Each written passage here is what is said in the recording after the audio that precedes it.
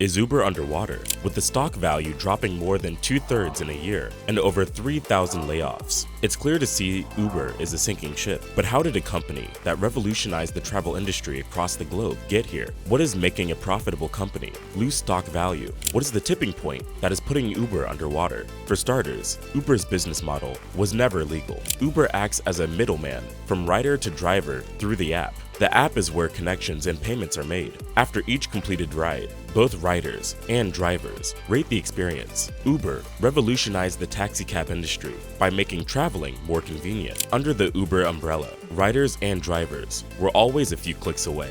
Both sides always knew exactly what they were getting into financially, with no exchange of physical money. All this was provided through the app. Although it sounds like a great business model, greed was lurking in the shadows. The business model that Uber was operating under was revolutionary. In fact, it was a genius business model since they don't have to pay their drivers as employees. Unlike traditional taxi services, Uber considered their drivers as independent contractors, 1099 workers. Uber claimed that their drivers liked the flexibility of being independent contractors. This genius but greedy classification allowed Uber to avoid buying vehicles, maintenance of the vehicles, minimum wages for drivers, sick pay, taxes, insurance, and other administrative expenses that companies had to pay to their workforce. Although Uber knew how to sugarcoat the terms, it was illegal. In 2009, when Uber first started in San Francisco, it had been operating this illegal model from the start, and it took a long time for regulators to catch up to their tactics. But this lapse in time was just enough for Uber to make their move in monopolizing the transportation industry. In this aggressive move to monopolize the taxi transportation industry,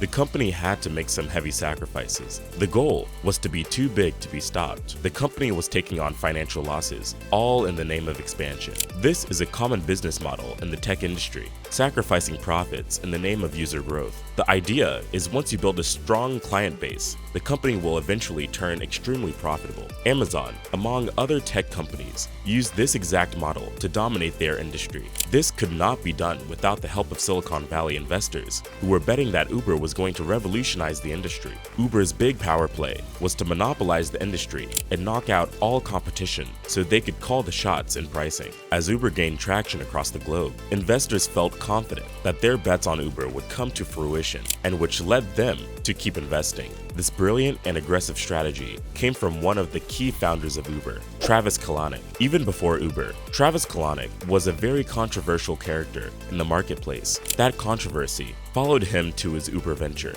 Before Uber, Travis Kalanick had a company called Scour. He ended the company after being fined billions for copyright infringement. Now, here's the twist. Although he was fined, he never paid the full amount. Travis Kalanick is a man who had no regard for rules, and he wasn't afraid of breaking them. So now with his new marketing plan skyrocketing, the transportation industry, giving free rides to first-time users, cheap deals, and referral bonuses for telling friends, his new innovation was unheard of in the industry. But behind the curtain was a dark and greedy man gunning to monopolize the transportation industry. If Uber was able to secure a monopoly in the transportation industry, it would have become extremely profitable and become a billion-dollar company. Being it would be the only option in the marketplace. It would mean that they would get the prerogative of determining the prices of taxi rides, however, and whenever they pleased. They wouldn't have to worry about being undercut by the competition because there wouldn't be any. In fact, the monopoly play was the only way for Uber to win out, due to the thin profit margins that their business model gave them. As Uber began to gain ground, it became difficult for cities to ban or regulate the company.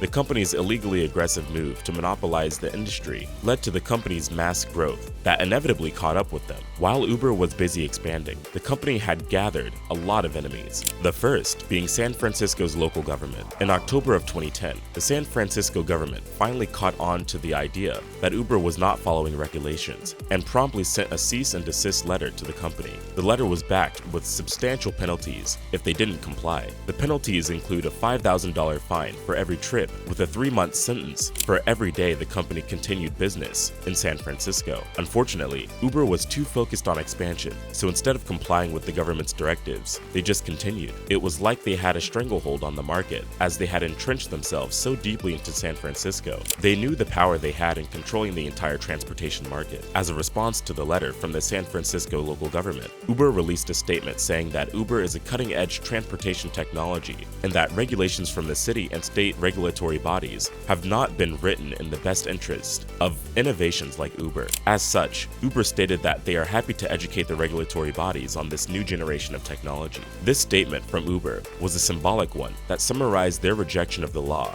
as they felt they were too big to lose or be stopped. In 2011, Uber began expansion across the US, which affected one of their top competitors, the taxicab industry. They couldn't possibly compete with a company that made transportation ridiculously cheap. The US taxi industry, in its entirety, realized that if they couldn't stop Uber, they would soon be out of business. As a result of this, new legal measures were enacted across 15 major cities. These rules looked like they were targeted directly towards Uber. For instance, the use of GPS as a meter for calculating drivers' fares was made illegal. They also banned the use of phones by cab drivers while driving. However, with all the new regulations, Uber remained unfazed. They had already bypassed the San Francisco government, so they wouldn't have a problem doing the same across the nation. Uber had been a steadfast monopoly, and although it did not have absolute monopoly, it had an upper hand in most of these situations. Nothing could hold them back, not even the government. However, when a first class action lawsuit of over 350,000 Uber drivers and former Uber drivers in California and Massachusetts was filed in August against the company for $730 million,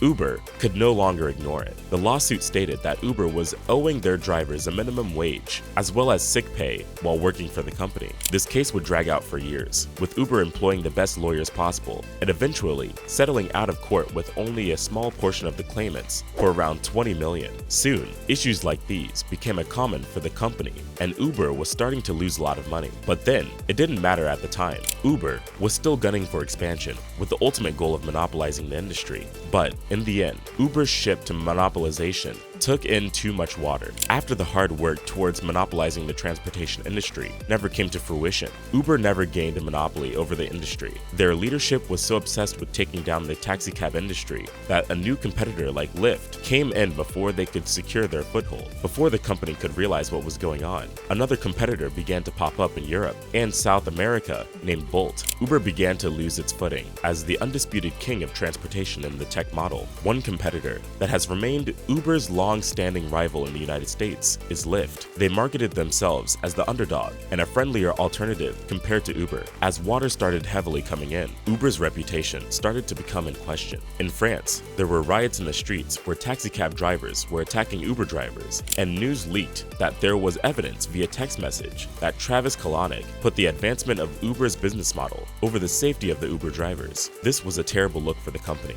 Then, another crack in the ship came from a former employer, Susan Fowler, alleged Uber of culture toxicity, discrimination, and harassment in the company. Uber's investigative response to the allegation also confirmed that many of the executives were in fact guilty of the allegation, with Travis Kalanick sitting at the top of the list. These allegations would be the end of Travis Kalanick, the captain of the ship. Without Travis Kalanick as captain on board, no monopolization of the industry, Uber seems to be a sinking ship headed underwater.